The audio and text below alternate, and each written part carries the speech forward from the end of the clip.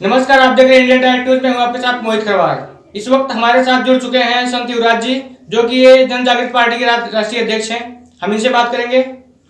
Sir, बहुत बहुत स्वागत है आपका इंडिया डायरेक्ट न्यूज पे। धन्यवाद आपके लिए और इंडिया डायरेक्ट न्यूज के लिए मैं धन्यवाद देता हूँ कि उन्होंने मौका दिया। और जो आप पूछना चाहते हैं पूछ सकते हैं। हालांकि मैं स्थिति को आप जान रहा हूँ, क्योंकि हो सकता है शायद कि अब किसान बिल्कुल दोनों रोडें जाम करने जा रहा है। और हमारी पूरी प्लानिंग है कि देश के अंतर्गत में हमने बहुत अच्छी प्रकार से 20 दिन गुजारे, और 20 दिन के अंतर्गत में हम लोगों ने किसी प्रकार से भी, मेरे किसानों ने किसी प्रकार से दिक्कत नहीं दी। मेरी पार्टी के लोगों ने, हम एक तरफ बैठे, पहले हम सर्विस लाइन पर बैठे, फिर हम एक तरफ की रोड पर बैठे, पर जब सरकार सुन ही नहीं रही है तो अब हमारी परिस्थिति है कि हम रोड बिल्कुल जाम करेंगे। दोनों तरफ का रास्ता जाम करना पड़ेगा, क्योंकि यही तो सरकार हमारी नहीं सुनेगी। क्या ये जो किसान रास्ता जाम कर रहे हैं, इससे जो है इनका हल निकल जाएगा? जैसे वो सिंधु बॉर्डर हो चाहे चिल्ला बॉर्डर हो, इस पे जाम करके रखे पूरा रास्ता, कैसे रास्ता निकल जाएगा? देखिए, मैं एक बात कहना चाहता हूँ मान्यवर, कि हल तो मोदी जी निकालेंगे, हल सरकार निकालेगी। हल सरकार के वो जो प्रमुख नेता हैं वो निकालेंगे, चाहे वो अमित शाह हो चाहे मोदी हो, उनको निकालना पड़ेगा। और आज इतनी कड़कती हुई सर्दी है, उसके अंतर्गत में हमारे किसान बैठे हुए हैं, भारतीय जनजागृत पार्टी के लोग बैठे हुए हैं। और मैं ये कहना चाहता हूं कि हमारे काफी लोगों को जेल में भी डाल दिया है। हमको भी जेल आज हो जाए, कल हो जाए, परसों कभी भी हो सकती है। दूसरी, इन्होंने अभी इंदिरापुर में बनाया है, उधर को निरंकारी के मैदान में बनाया है, टेकरी बॉर्डर पर भी बनाया है। ऐसा पोजीशन बनाइए जिस प्रकार से ये एक जेल में डालना चाहते हैं, कि हमको 6 महीनों और सालों तक उसमें रखना चाहते हैं, नजरबंद रखना चाहते हैं। ये आखिरकार किस बात से जिद कर रहे हैं? जो व्यक्ति जिसके लिए कानून बना रहे हैं, जो किसान है, और वो किसान नहीं चाह रहा है कि हमारे क्या ये जो आप जेल की बात कर रहे हो कि जेल में डालेंगे, किसान को जेल में डालेंगे, ऐसा आपको कहां से मैसेज आया कि जो है किसान को जेल में डालेंगे? मैं कहता हूँ काफी किसान जेल में उन्होंने डाल दिए हैं। और दूसरी बात बताना चाहता हूँ, ये सरकार तो ऐसी सरकार है, अंग्रेजी सरकार से भी घटिया सरकार है। जलियांवाला बाग के अंतर्गत में क्या हुआ था, चार तरफ पुलिस लगा दी गई थी बड़े बड़े हथियार लेकर के, और जो हमारे स्वतंत्रता संग्राम के जो लोग थे, खासकर उनमें सिख समुदाय था, तो वो बैठे हुए अपनी इसी प्रकार से गोष्ठी कर रहे थे, अपना विचार विमर्श कर रहे थे, और डायर ने उसी समय गोली चलवाई थी। और वही पोजीशन, डायर का चेहरा याद आ जाता है मोदी के चेहरे को देख करके, क्योंकि वही पोजीशन है। कि मैं ये कहना चाहता हूँ, हमारे किसानों से ज्यादा, हमारे लोगों से ज्यादा आज जो कि वहां पर फौज ज्यादा है, पुलिस ज्यादा है, और वो गोली चलाने की तैयारी नहीं है, तो ये बंदूक किस लिए उनके पास में? पुलिस किसी को पीटती है, बर्बरता से मारती है, और यदि उसके अंतर्गत में 10 भी कोई लात घूसे मार देती है, पुलिस डंडे मार देती है, कोई बात नहीं है। पर यदि पुलिस में एक लात घूसा पड़ जाए, एक डंडा पड़ जाए, वो खबर चल जाती है चारों तरफ। बीजेपी का एक नेता छुट भैया था बंगाल के अंतर्गत में, उसके ऊपर पत्थर पड़ गए गाड़ी के ऊपर, और हालांकि खासकर जो है वो भाजपा के लोगों ने ये नाटक किया था, उसको चमका रहे हैं, दिखा रहे हैं। और हमारे किसान ने गोली मार ली, दुखी होकर के जो कि संत राम सिंह ने, उनको बार बार नहीं दिखाया गया। हमारे लोग 35-40 लोग मर गए सर्दी से, उनको नहीं दिखाते हैं। इन्होंने गोली जो है अपने आपको क्यों मारी थी गोली? भाई हम क्या करें? हम मोदी को तो गोली नहीं मार सकते, हम अमित शाह को तो गोली नहीं मार सकते। मैंने कहा था कि 16-17 तारीख को हम आत्मदाह करेंगे, वहां पर जाने नहीं दिया, राष्ट्रपति भवन पर है कहीं भी। मैं ये कह रहा हूं, अभी तो एक किसान मरा है। अरे मोदी जी, यदि आपका ये हाल हुआ तो हम लाखों लोग सुसाइड करेंगे, लाखों लोग मरेंगे। मैं ये कहना चाहता हूं, हम तुमसे टक्कर नहीं ले सकते, क्योंकि तुमने तो बस ऐसा जो कि चादर ओढ़ रखी है, उसका नाम नहीं लेना चाहता है। यहां पर लज्जा नहीं चाहिए, शर्म आनी चाहिए।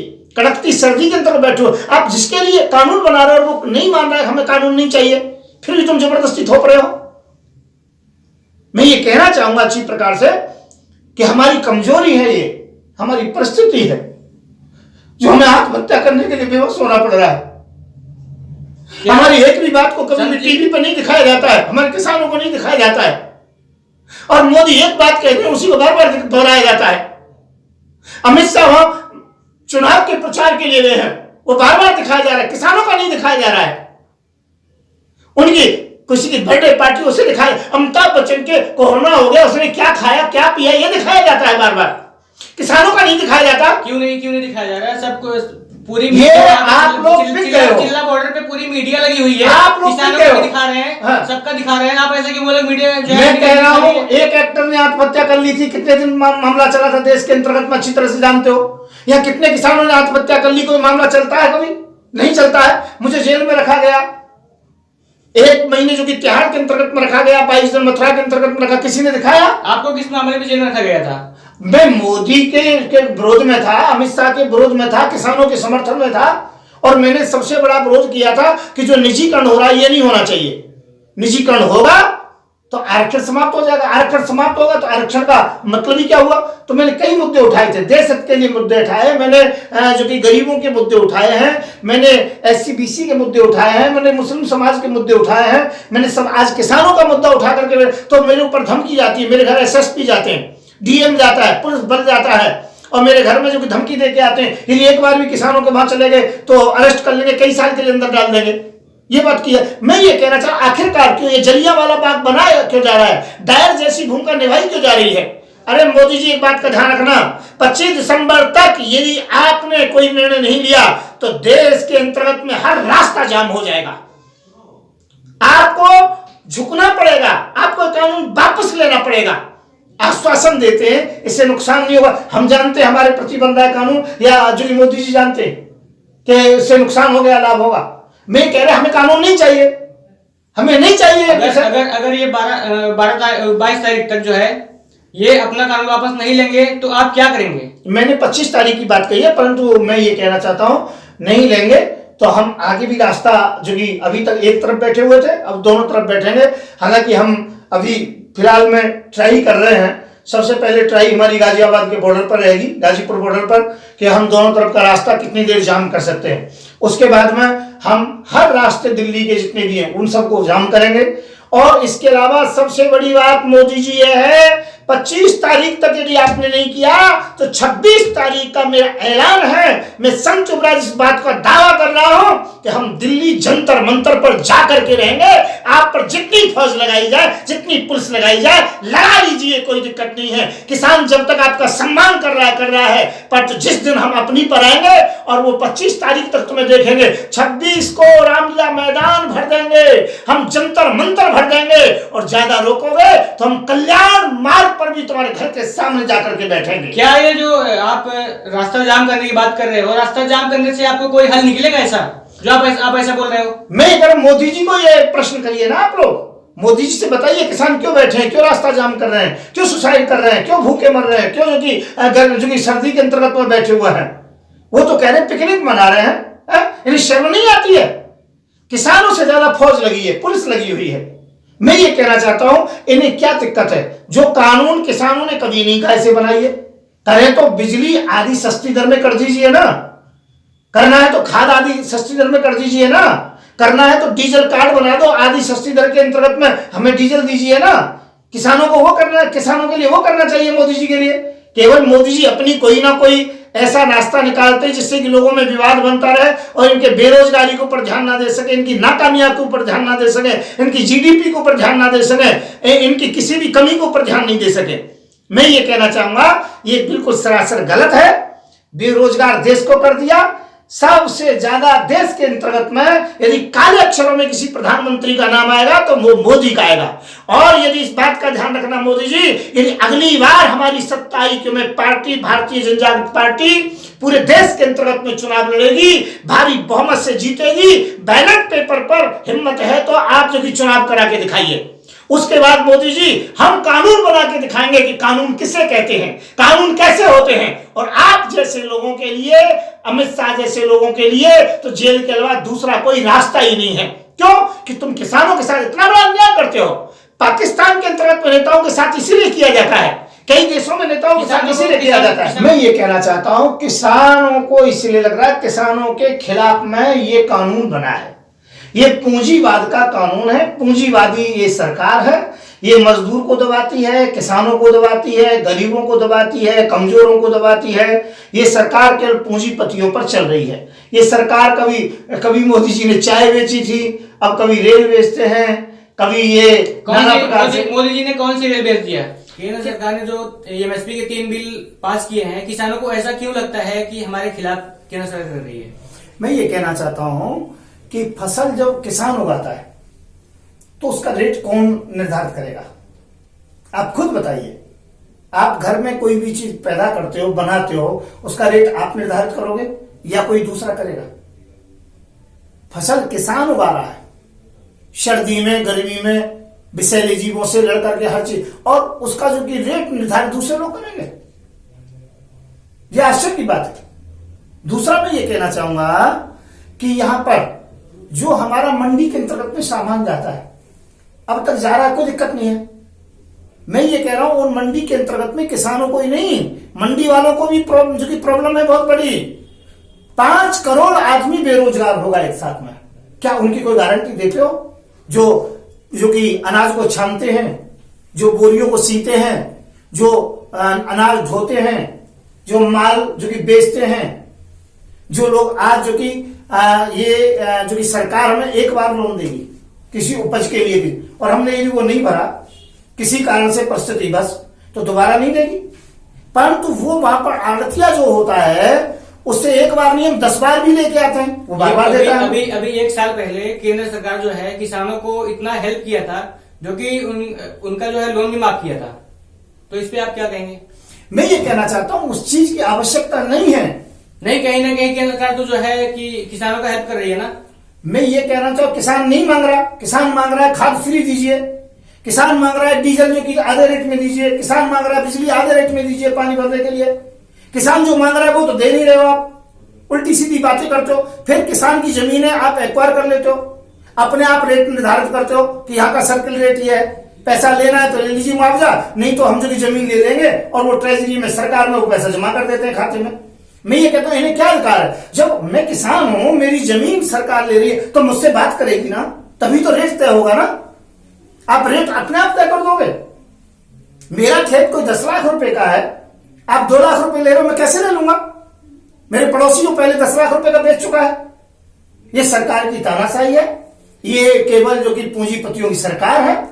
जिस प्रकार से पहले व्यापारियों का और सूदखोरों का जो मामला चलता था, जीवन भर भी उनका नहीं चुका पाते थे, सरकार वही मामला फिर ला रही है। फिर सरकार उपज के ऊपर भी प्रतिबंध है कि हम क्या हम हमारा खेत है, हम उसमें कुछ भी हो, इसमें दिक्कत क्या है? पर ये भी प्रतिबंध है नहीं, उपज संशोधन ये कहां से? क्या केंद्र सरकार जो है किसानों को ये भी कह रही है कि जो हम कहेंगे वो अपना उगाना और अपना अलग से मत उगाना कुछ भी उपज जो है? हाँ, ये तो दंगल प्रस्ताव कांग्रेस के टाइम में आया था, उसी दंगल प्रस्ताव को इन्होंने पास कर दिया गया।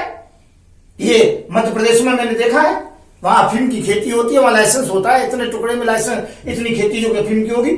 जो अफीम 80,000 रुपए किलो, 1 लाख रुपए किलो मार्केट में चलता है, और उसको जो कि वो 7,000 रुपए किलो लेते हैं, 8,000 रुपए किलो लेते हैं।